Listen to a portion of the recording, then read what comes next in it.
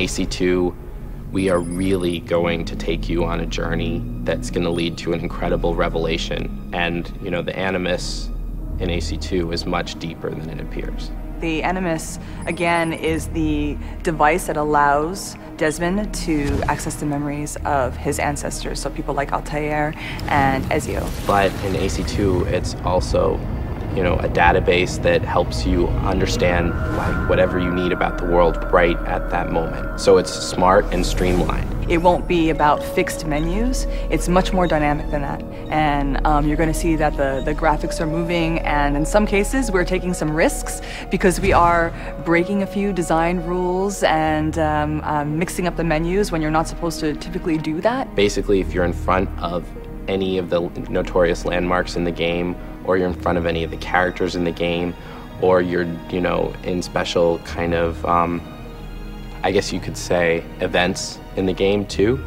you will receive a small discrete pop-up that allows you to access the database and find out history about it, find out, you know, kind of go in more depth into what's going on.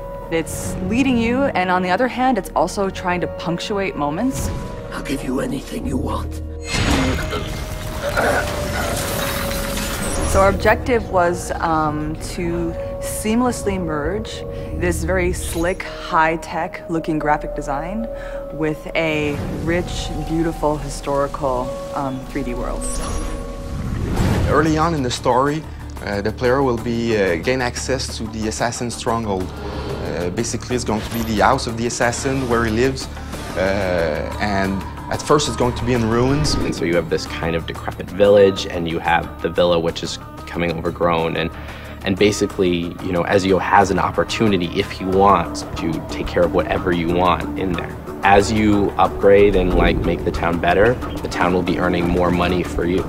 Villas were one of the characteristic architectural styles of the Renaissance. Because families lived so close together in these tight little cities, almost all of them would purchase land outside in the country and then build a country house to go to on retreat, whether it was for weekends or for the summer to get out of the heat of the city. Among other things, the villa will be used to store, if we will, kind of a repository of all the assassin's possessions. So anything he's gonna have gathered through the economic system will all end up at the villa. It's a large place, it's got a library, it's got a lot of relics, you know, a lot of family relics, and by exploring the place and interacting with the people that live there, they'll be able to gain insight into the Auditore family.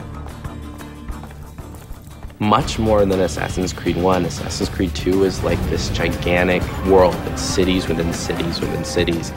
I think what's wonderful about the game is that you just are in the city as it was in the 1470s or 1480s, and the research that's gone into reconstructing the city at that particular historical moment looks just terrific to me. It's indeed a very massive project on all fronts. It's in a big game, that's for sure. People are going to be amazed. The incredible scope of this project is really going to blow players away.